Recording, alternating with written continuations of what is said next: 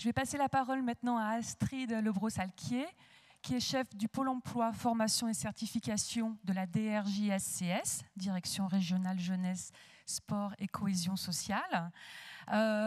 Donc, un peu sans transition, votre direction s'occupe de valider et de délivrer le titre, le diplôme d'État de TISF. Donc je crois que vous avez quelques données très concrètes à nous donner sur ces diplômés. Et puis peut-être pour faire écho à la présentation de Madame Le Pape, voir un peu comment, dans le cadre de l'évolution de cette famille, le diplôme de TISF peut s'adapter et comment il y a des travaux en cours justement pour adapter les métiers du social.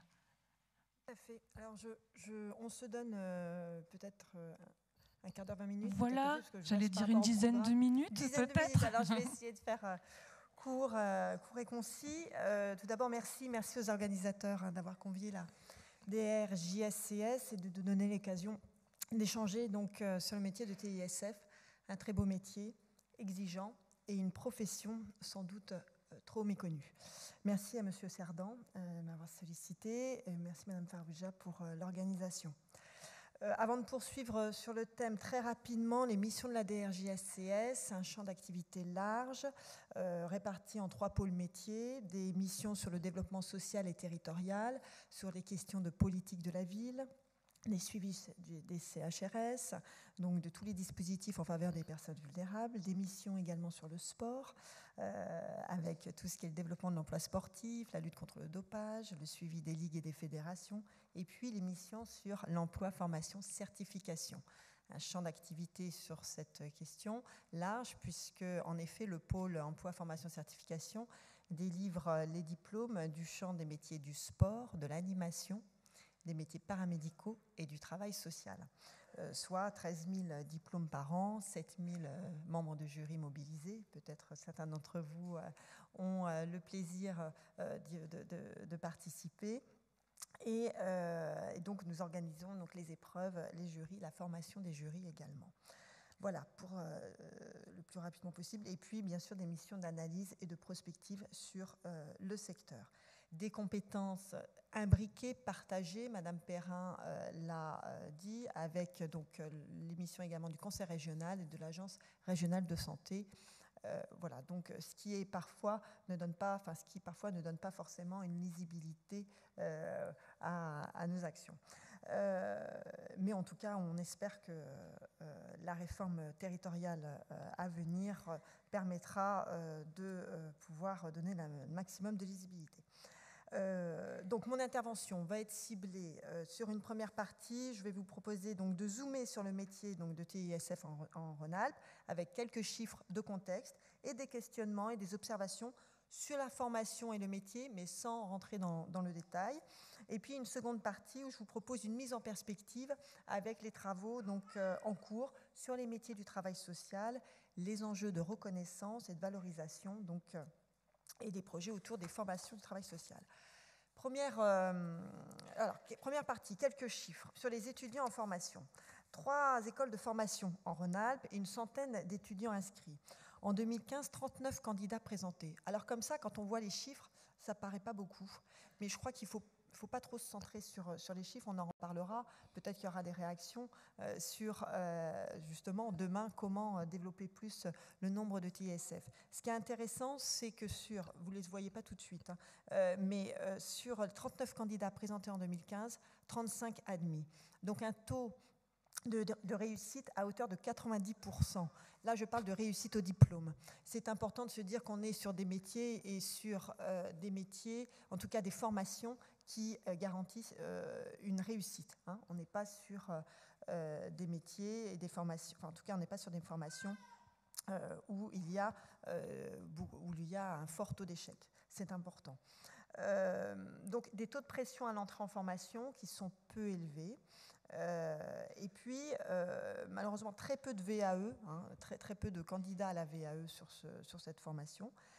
Et une dernière information avant de rentrer sur l'insertion professionnelle, issue de l'enquête école. Les organismes de formation connaissent cette enquête qui les embête un petit peu parce qu'on leur demande beaucoup de saisir beaucoup de données. Mais voyez-vous, sur les résultats de l'enquête école, par exemple 2013, on a interrogé le diplôme visé en formation par rapport au diplôme déjà possédé, à savoir si les étudiants qui rentrent dans cette formation, finalement, est-ce que ça leur permet d'acquérir un niveau de qualification supérieur, un niveau d'évolution dans la formation professionnelle? Eh bien, oui. En tout cas, il y a ces étudiants, face à cette proportion du diplôme visé en formation par rapport au diplôme déjà possédé, eh bien, ça représente soit un niveau égal à ce que l'étudiant donc, détient déjà en entrée en formation pour 55,7%, et une hausse de niveau à hauteur de 30,9%. Pour nous, c'est important, et également pour les centres de formation, voilà, aussi d'avoir un regard sur la question du niveau de formation et comment ces étudiants, une fois qu'ils ont le diplôme, comment ça les déploie aussi en termes de trajectoire professionnelle. On a parlé de trajectoire familiale, mais aussi sur la question de la trajectoire professionnelle ensuite. Sur l'insertion professionnelle, une étude réalisée, financée par la DRJSCS sur les diplômés 2012. Ça donne de très bons résultats. 48 diplômés en 2012. Le profil, alors, déjà un taux de réponse assez élevé, donc on peut considérer que ce sont en tout cas, les statistiques proposées peuvent être analysées. Une profession exclusivement féminine. Bon, ça sera pas, ça nous étonnera pas, même si on peut fortement le regretter.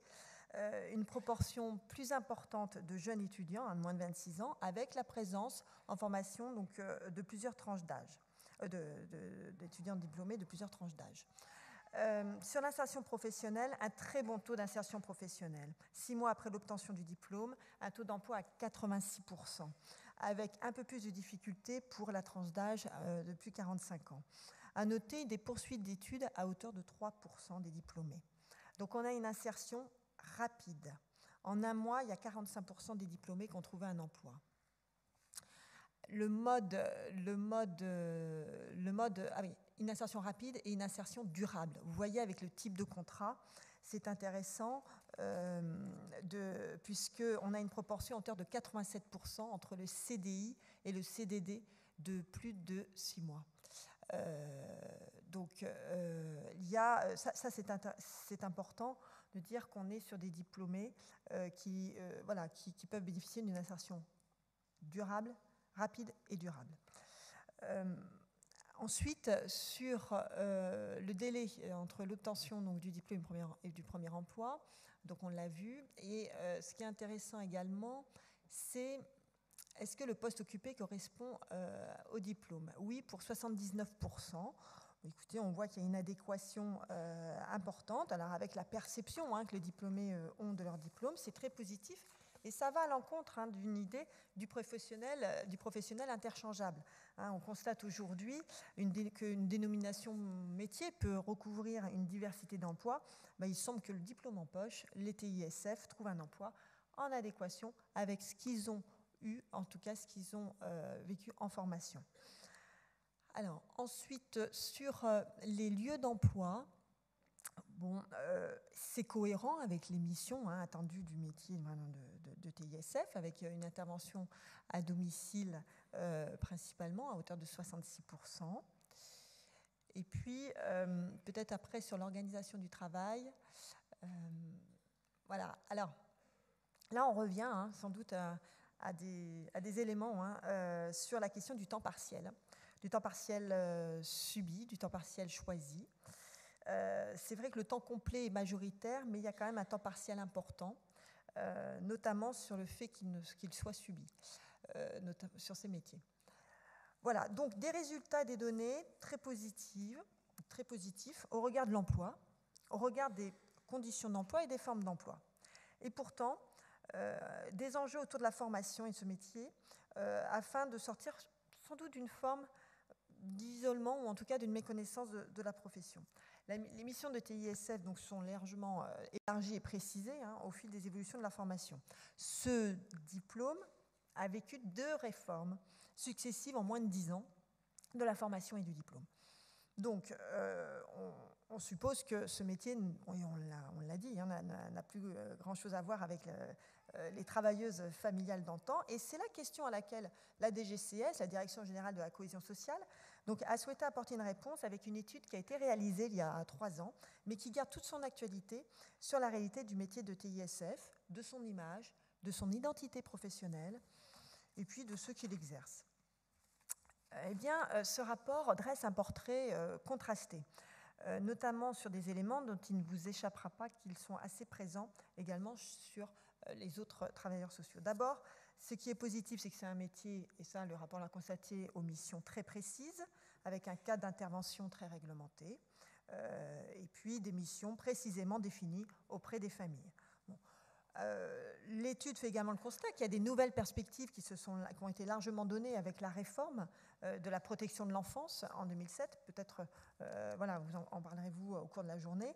Donc, des professionnels désormais davantage impliqués dans la prévention. Et donc, les TISF ont trouvé naturellement leur place dans ce dispositif, où l'important, c'est d'intervenir le plus en amont des difficultés familiales. Et pourtant, un rapport finalement contrasté, puisqu'il a quand même pointé le manque de reconnaissance. Une reconnaissance pas encore acquise. Il y a 12 000 environ TISF sur le territoire national.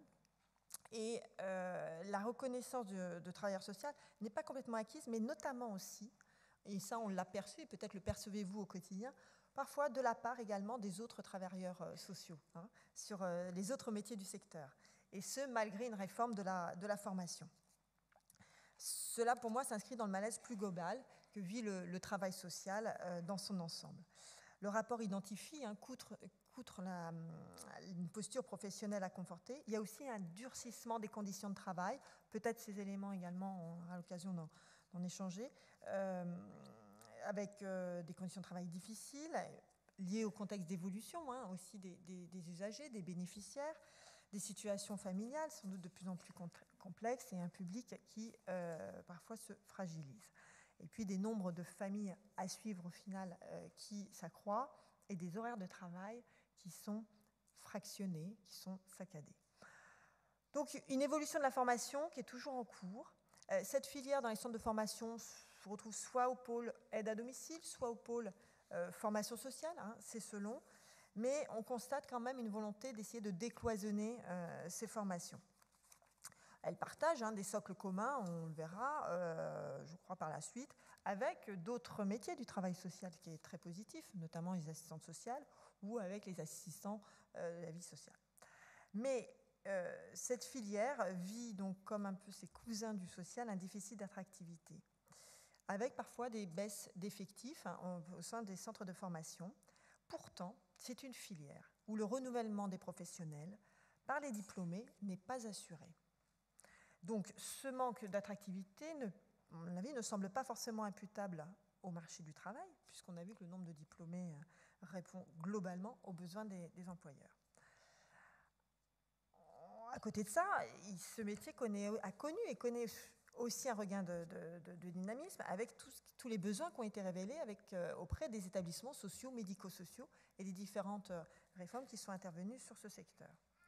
Donc, en tout cas, pour rendre ce métier attractif, il y a sans doute des perspectives d'évolution professionnelles qui peuvent être creusées, notamment la VAE. Ça, c'est sûr que c'est une voie de professionnalisation, en tout cas de qualification, qui mériterait d'être davantage développée. En tous les cas, c'est notre position au sein de la DRJ-ACS, et sans doute travailler les passerelles entre métiers.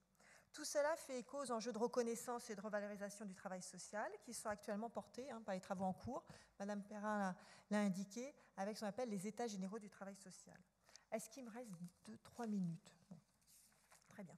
Parce que pour moi, l'important, c'était aussi de vous apporter l'actualité de ces travaux au regard aussi des différentes présentations qu'on a pu vous faire. On a vu que le travail social fait l'objet depuis plusieurs années de questionnements. Réitéré, c'est son efficacité, sa capacité à répondre aux effets des nouvelles questions sociales et sociétales, voire parfois de son utilité et de sa pérennité. Bon. Là, il y a eu de nombreuses études. Mais l'adaptation de l'appareil de formation du travail social à ces évolutions culturelles et sociétales était soit mal questionnés, soit pas du tout questionnés. Et là, ce qui est novateur et prometteur actuellement, dans les travaux qui sont portés par notamment nos ministères, c'est qu'il y a une large, c'est le questionnement et la large démarche de concertation autour de l'appareil de formation en travail social. Ainsi, il y a des démarches des démarches projets qui ont été lancées, notamment avec la conférence sur la pauvreté de 2012, également le plan de lutte contre la pauvreté et pour l'inclusion sociale en 2013, et qui embrassent tout le champ des politiques sociales. Donc, ça, c'est très positif qu'il y ait aujourd'hui ce lien entre ce qui se passe sur le travail social, sur le terrain, mais également le questionnement de l'appareil de formation.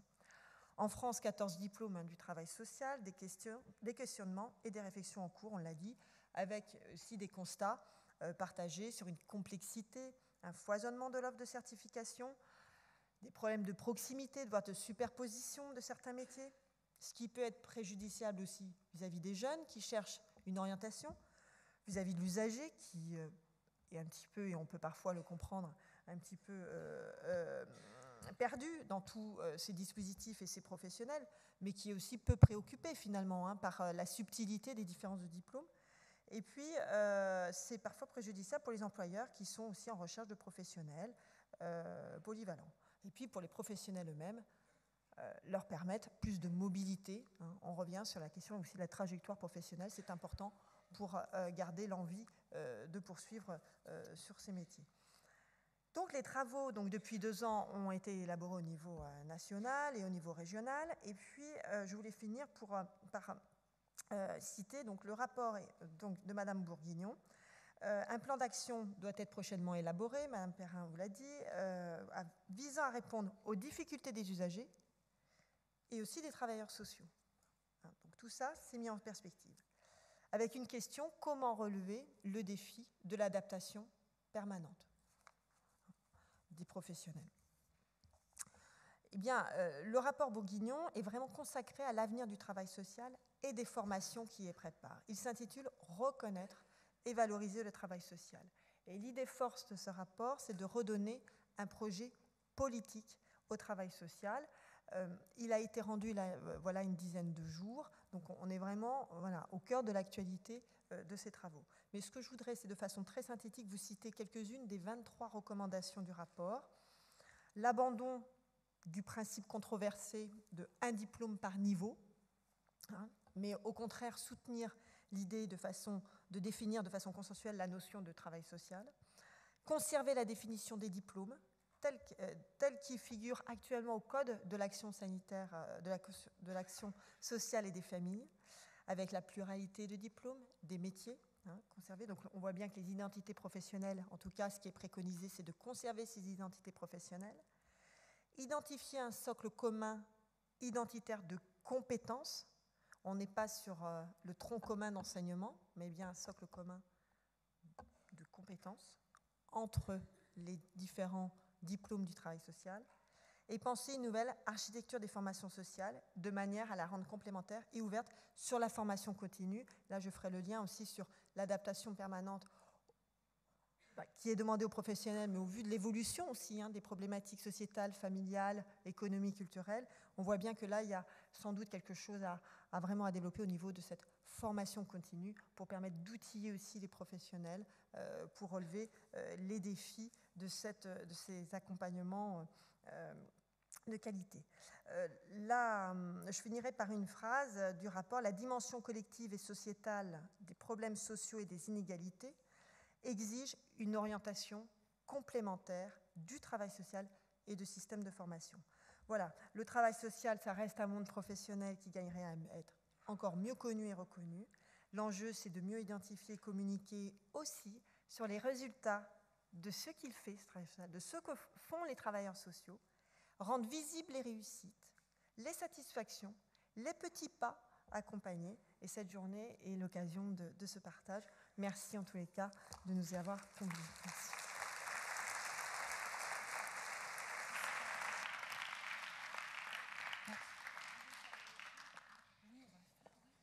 Est-ce qu'il y a des réactions dans la salle? Profitez de la présence de Madame Le Brossalquier. Oui.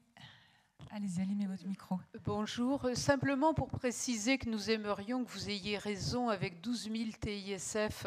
Là, on serait ravis. Hélas, aujourd'hui, on doit constater qu'au niveau national, les constats de la DGCS sont plutôt autour de 7 000 TISF.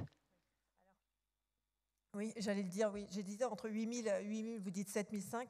C'est des éléments, donc moi j'ai tiré également du rapport des GCS, les derniers éléments de l'étude du Boucher sur le diplôme allaient sur 8 000. Il y a quand même un peu de mal à vraiment identifier le nombre de professionnels. Mais ça, on va dire de manière un peu générale sur les questions de l'observation et d'arriver à bien identifier les statistiques de manière générale sur les travailleurs sociaux. Mais veuillez m'excuser, sans doute que c'est 8 000 qu'il faut prendre en compte. Juste, on peut compléter, parce que vous parliez de la DGCS, que depuis 6 mois, la DGCS et les fédérations d'aide à domicile conduisent une étude sur ce sujet et nous aurons sans doute le plaisir d'ici quelques mois d'en avoir des échos. Madame Grimaud, qui est là cet après-midi, pourra forcément en parler. Oui, tout à fait, c'est prévu. Moi, j'ai une question du coup qui s'adresserait à Madame Le Pape et Madame Le Brossalquier. Vous parlez de la formation continue. Est-ce que pour vous, la formation continue des TISF, donc qui peuvent être diplômés depuis un certain moment, va porter sur quel genre de compétences? Est-ce que c'est des compétences plutôt de savoir-être, de savoir-faire, d'adaptation, ou des nouvelles techniques, des compétences techniques qui seraient à acquérir? Est-ce que vous avez un peu une vision des contenus un peu de formation qui seraient nécessaires?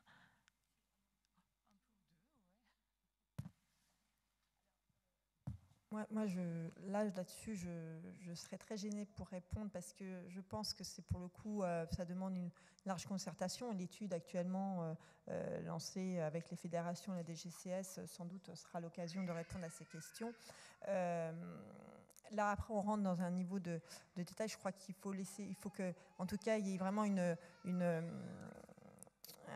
que les chemins se joignent entre vraiment les besoins des professionnels, les besoins des employeurs, les besoins des usagers et les capacités des professionnels à y répondre. Et là, ça suppose une vaste concertation pour pouvoir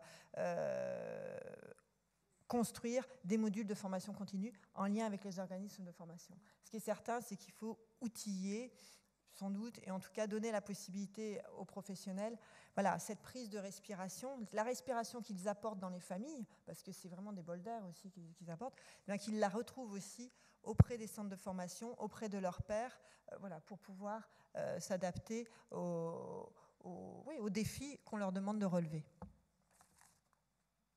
Oui, merci. Oui, j'irai un peu dans ce sens-là. Il me semble qu'en termes de formation continue, il serait important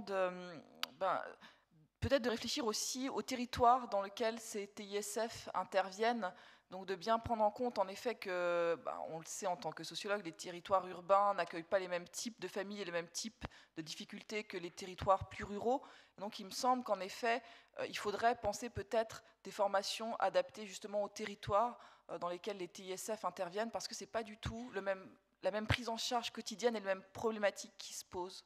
Donc voilà, penser les TISF dans leur territoire, c'est, je pense, un des enjeux peut-être de formation continue pour ces métiers. Surtout que sur Rhône-Alpes et Rhône-Alpes-Auvergne, je pense qu'on aura vraiment toute la variété des situations.